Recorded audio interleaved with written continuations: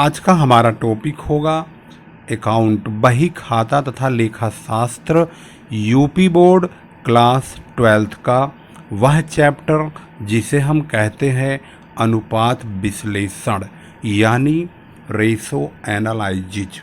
जी हाँ, यही आज का हमारा टॉपिक है, रेशो एनालिसिस, जिसको हम हिंदी में अनुपात विश्लेषण कहते हैं। यह चैप्टर पूरी तरह से फॉर्मूलों पर बेस्ड है, इसलिए आप आज कुछ महत्वपूर्ण फार्मूलों को हमारे साथ हिंदी और अंग्रेजी दोनों में समझेंगे। जब फार्मूले आपको बहुत ही बेहतरीन तरीके से याद हो जाएंगे तो आप सवालों को चुटकियों में सॉल्व कर लेंगे। तो जो सबसे पहला नंबर अनुपात आता है वह है चालू अनुपात।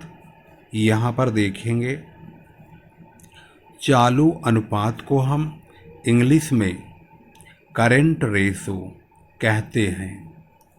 करेंट रेशो यह है चालू अनुपात। इसका जो फॉर्मूला है वो है चालू संपत्ति बटे चालू दायित्व, जिसे हम इंग्लिश में कहते हैं current assets upon current liabilities. यह जानना बहुत ज़रूरी है कि करेंट एसेट्स और करेंट लायबिलिटीज आखिर है क्या। तो सबसे पहले इनको ही निपट लेते हैं। आखिर करेंट एसेट्स हम किनको कहते हैं? करेंट एसेट्स यानी चालू संपत्ति आखिर है क्या, अर्थात इसके दायरे में किस प्रकार की संपत्तियों को रखा जाता है। हम इसको हिंदी और अंग्रेजी दोनों में आपको बताएंगे, जिससे कि आप बुक में हिंदी में अगर पढ़ें तो आपको ये पता लग जाए कि आखिर उसको इंग्लिश में क्या कहेंगे। तो करेंट एसेट्स में सबसे पहले कैश आता है, जिसको हम रोकड़ कहते हैं। दूसरे नंबर पे बैंक आता है। बैंक को इंग्लिश में और हिंदी में दोनों में बैंक ही कहा जाता है। इसके बाद आता है डेब्टर्स यानी देनदार। देनदार। इसके बाद आता है बिल्स रिसेबल, जिसको हम शॉर्टकट में BR लिखते हैं। इसके प्राप्य बिल के नाम से इसे जाना जाता है। ये प्राप्य बिल है। ये सब करेंट एसेट्स के दायरे में आते हैं। अगर ये सब लिखा है तो इन सबको टोटल कर लेंगे तो करेंट एसेट्स होगा। इसमें स्टॉक भी आता है, जिसको हम हिंदी में स्कंध कहते हैं। स्टॉक के बाद प्रीपेड एक्सपेंसेज, जिसको हम पूर्व दत्त व्यय कहते हैं। एक होता है एडवांस एक्सपेंसेज। प्रीपेड एक्सपेंसेज का दूसरा नाम है एडवांस एक्सपेंसेज। इसको कभी कभी हिंदी में अग्रिम व्यय के नाम से लिखा होता है। अगला होता है एक्रूड इनकम यानी उपार्जित आय। हिंदी में इसको उपार्जित आय के नाम से जाना जाता है। इसके बाद एक होता है शॉर्ट टर्म इन्वेस्टमेंट। ये कभी कभी सवाल में आता है, लेकिन जब आता है तो ये आप भूल जाएंगे कि आखिर इसको कहते क्या हैं। इसको हिंदी में कहते हैं अल्पकालीन विनियोग। ये है अल्पकालीन विनियोग। अब देखा आपने करेंट एसेट्स में कितनी चीज़ें शामिल की गई, 1 2 3 4 5 6 7 8 9। ये 9 आइटम करेंट एसेट्स हैं। यदि सवाल में अगर मान लीजिए 4 लिखे हुए हैं तो इन चारों की रकमों को जोड़ देंगे, यही करेंट एसेट्स हो जाएगा। अगर ये सारे लिखे हुए हैं तो इन सब को जोड़ेंगे तो करेंट एसेट्स माना जाएगा। ज़रूरी नहीं है हर सवाल में आपको ये पूरे 9 के 9 आइटम मिले। हर सवाल में कम या ज़्यादा हो सकता है, ज़रूरी नहीं है कि ये सारे आइटम आपको एक सवाल में ही मिल जाएं। अब जानने की कोशिश करेंगे करंट लायबिलिटीज़। आखिर ये करंट लायबिलिटीज़ क्या होता है यह भी देखते हैं। करंट लायबिलिटीज जिसको हम चालू दायित्व भी कहते हैं, फॉर्मूला इस चैप्टर की जड़ है, ये ध्यान रखेंगे। चालू दायित्व, यहाँ पर आपने देख लिया चालू दायित्व आखिर क्या है। अब इसको हम स्पेसिफाइड करेंगे और पता लगाने की कोशिश करेंगे कि इस दायरे में क्या क्या चीज़ें शामिल की गई हैं। सबसे पहले नंबर पे इसमें आता है क्रेडिटर्स, जिसको हम लेनदार कहते हैं। दूसरे नंबर पे बिल्स पेबल, शॉर्टकट में इसको बीपी कहते हैं, जिसको हम देय विपत्र या देय बिल के नाम से जानते हैं। इसके बाद बैंक ओवरड्राफ्ट, इसको हम बैंक अधिविकर्ष के नाम से जानते हैं। इसके बाद है आउटस्टैंडिंग एक्सपेंसेज, इसका मतलब है आदत व्यय। एक अगला है अनएक्रूड इनकम, ऐसी इनकम जिसको कमाया नहीं गया है फिर भी प्राप्त कर लिया है। अनुपार्जित, देखो ये गलत हो गया, अनुपार्जित आय, यानी ऐसी आय जो कि हमने कमाया नहीं है, हमने पहले ही प्राप्त कर लिया है। इसका दूसरा नाम कभी कभी एडवांस इनकम के नाम से भी लिखा हुआ आता है, जिसे हम बोलते हैं अग्रिम आय। इसके बाद प्रोविजन फॉर टैक्स, यानी कर के लिए प्रावधान, यह भी चालू दायित्व है। इसके बाद है अनक्लेम्ड डिविडेंड, जिसको हम अयाचित लाभांश बोलते हैं। यह हिंदी में अगर लिखा होगा तो आपको इंग्लिश में ऐसे ही लिखना होगा। इन सब के टोटल को, यानी इनका जब टोटल एग्रीगेट कर लेंगे इन रकमों का, तो उनको हम चालू दायित्व कहेंगे। चालू संपत्ति ऊपर रखेंगे, चालू दायित्व से नीचे रख के भाग करेंगे तो करेंट रेशो यानी चालू अनुपात का पता चल जाएगा।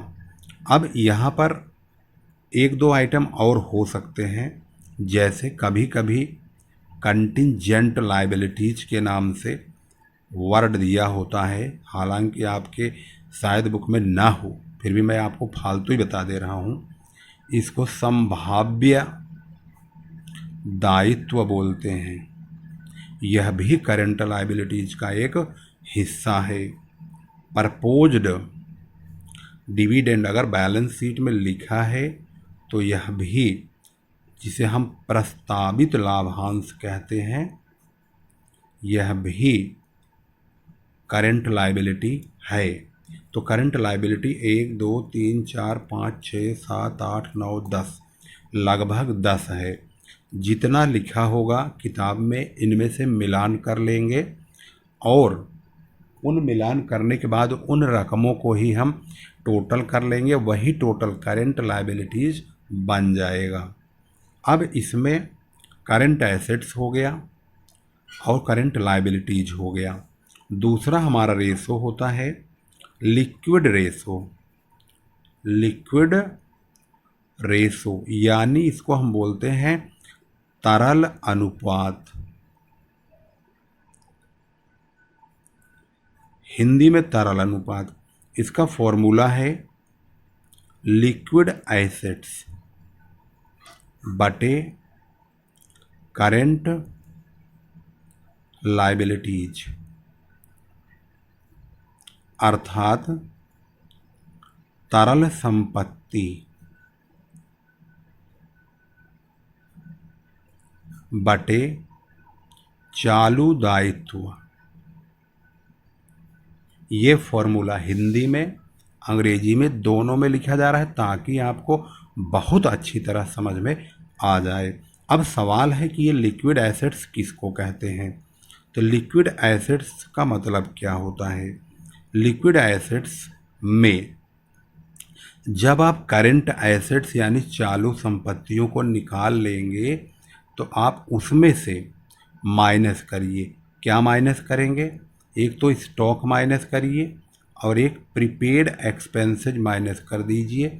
इन दोनों को घटा देंगे, यानी चालू संपत्ति में से स्कंध को यानी स्टॉक को और पूर्वदत्त व्यय को घटाएंगे तो लिक्विड एसेट्स का पता चल जाएगा। करंट लायबिलिटीज हमने यहाँ बता ही दिया है। तो आपने यहाँ पर दो प्रकार के ज़बरदस्त रेशोज को, अनुपातों को समझा है। अब हम दिखाते हैं तीसरा अनुपात है क्या। तीसरा अनुपात ध्यान से देखेंगे तो इसको बोलते हैं डेब्टर्स टर्नओवर। डेब्टर्स टर्नओवर, इसका मतलब है देनदार आवर्त। कभी कभी ये देनदार आवर्त अनुपात भी लिखा होता है। इसका फॉर्मूला क्या है। इस कंडीशन में credit sales upon average debtors इसका फॉर्मूला है। अब सवाल है क्रेडिट सेल कहाँ से आएगा, तो ये भी जानिए। अगर सवाल में क्रेडिट सेल नहीं दिया है तो दिया क्या है। अगर सवाल में क्रेडिट सेल है तब तो बल्ले बल्ले है, सीधा वही लिख देंगे। अगर क्रेडिट सेल नहीं है तो उसको निकालने के लिए हम टोटल सेल में से, तब फिर हमें टोटल सेल्स मिलेगा। इसमें से दो चीज़ निकालिए, एक तो कैश सेल निकाल दीजिए और दूसरा सेल्स रिटर्न माइनस कर दीजिए। इस बात को ध्यान रखेंगे दोनों चीज़ों की, यानी कि कुल बिक्री में से नगद बिक्री और विक्रय वापसी दोनों घटा दीजिए, यानी कुल विक्रय माइनस नगद विक्रय माइनस विक्रय वापसी।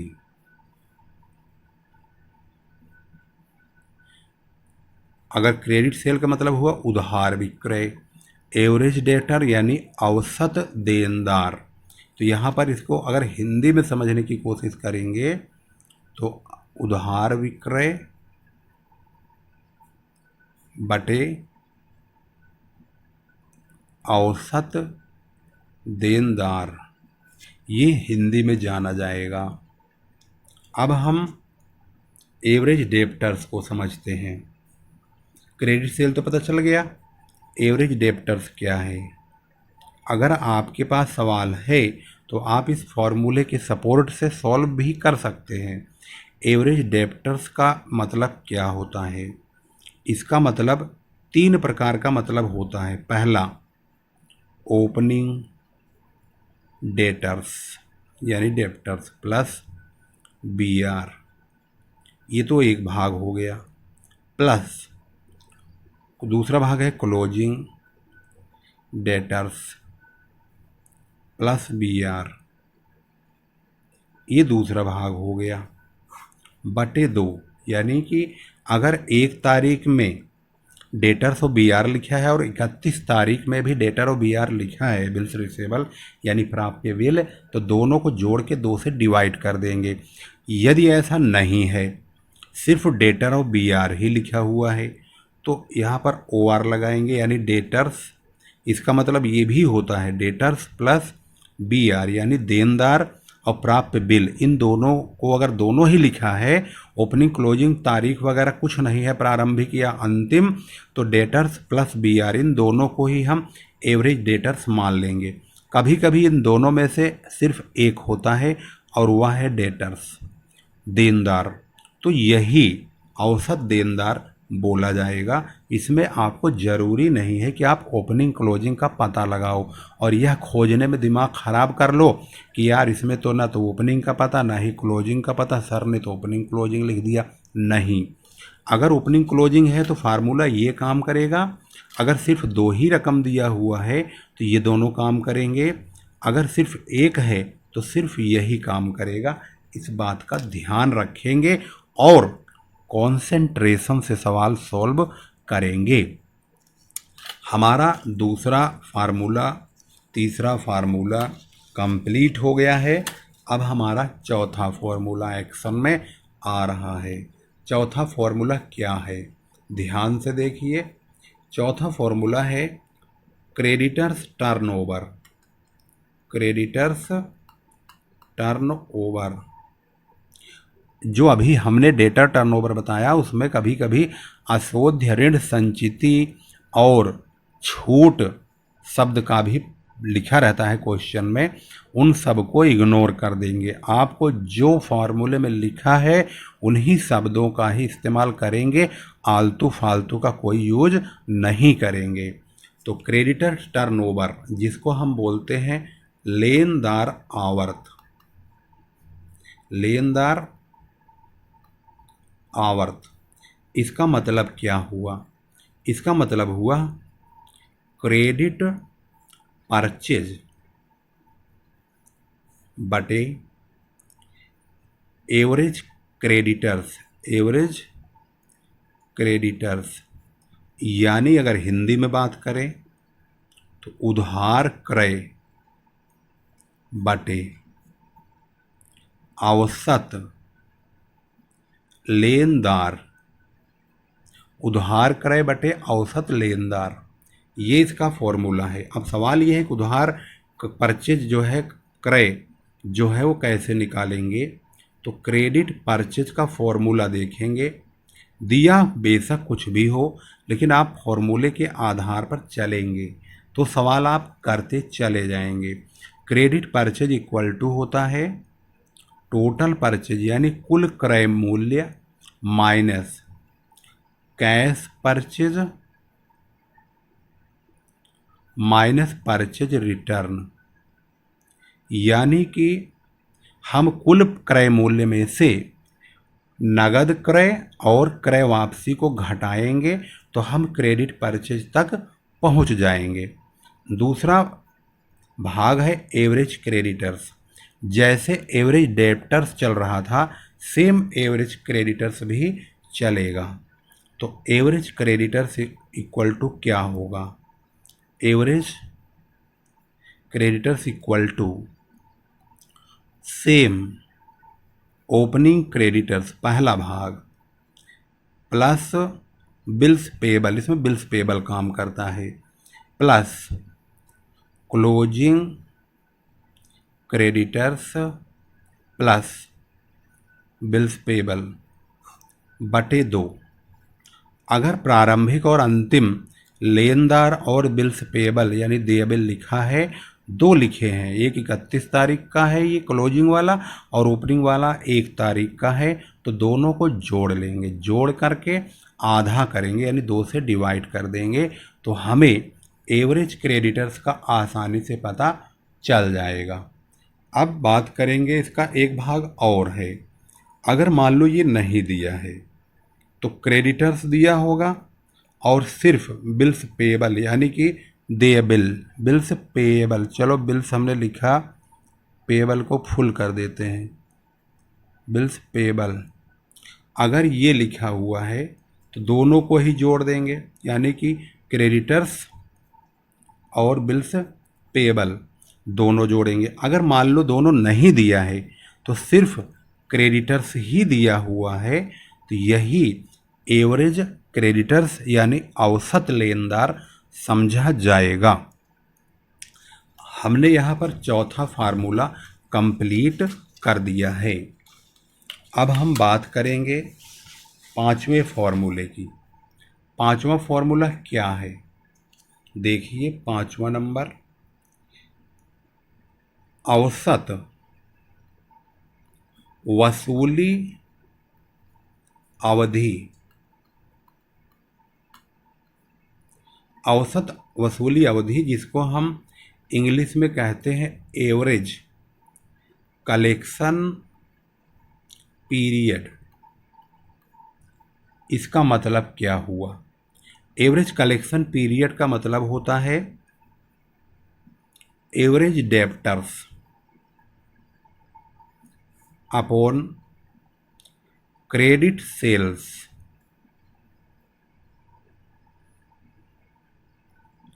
क्रेडिट सेल है ये, कभी आप कुछ और ना समझ जाओ, इसलिए इसको थोड़ा डार्क कर देते हैं। क्रेडिट सेल्स यानी कि अगर हिंदी में समझें तो औसत देनदार बटे उधार विक्रय। अब इसमें गुणा भी करनी है। इतना लिखने के बाद सामने गुणा 365 लिखेंगे, इसमें भी गुणा 365 लिखेंगे यहाँ पर, यानी इन दोनों को डिवाइड करके 365 से गुणा करेंगे। ये हिंदी में, इंग्लिश में है और इधर वाला हिंदी में है। एवरेज डेब्टर्स, जो कि हम पीछे बता चुके हैं कि एवरेज डेब्टर्स कहाँ से आएगा, क्रेडिट सेल भी बता चुके हैं कहाँ से आएगा। छठा नंबर है औसत भुगतान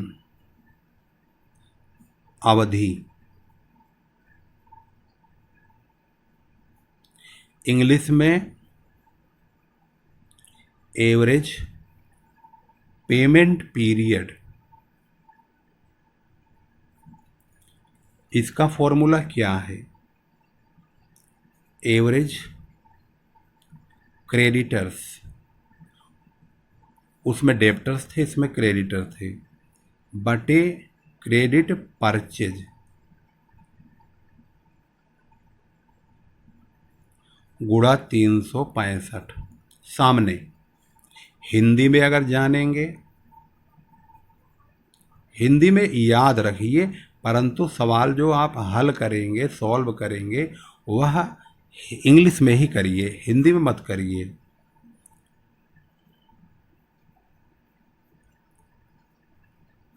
क्रेडिट परचेज यानी उधार करें, औसत लेनदार बटे उधार करें गुणा 365, ये फॉर्मूला है इसका। अब आप समझ गए होंगे। आपके पास जो शुरू में सवाल दिए गए हैं वह इन्हीं पर आधारित हैं। आप इनका प्रयोग करके शुरू के प्रश्नों को आसानी से हल कर सकते हैं। हमने कुल लगभग 25 मिनट तक इस सवाल को, इस फार्मूले को आपको बताया है, जिसमें 6 फार्मूले बहुत ही बेहतरीन तरीके से कवर किए गए हैं। ऐसी ही वीडियोज़ के लिए इस चैनल को शेयर करिए, चैनल को भी शेयर करिए, वीडियो को भी शेयर करिए, लोगों को और स्टूडेंट्स को अवश्य बताइए, जिससे कि और स्टूडेंट्स इसका लाभ उठा सकें। वीडियो अच्छी लगी हो तो लाइक ज़रूर कीजिए, कमेंट भी कीजिए, और किस प्रकार की वीडियोज़ आपको चाहिए उसके बारे में भी बताइए। हालांकि हमारी पूरी कोशिश होगी कि हम आपको अधिक से अधिक आपके फ़ायदे की ही वीडियो बनाएं। फिर लेकर आएंगे एक नई वीडियो। तब तक के लिए नमस्कार, जय हिंद, जय भारत।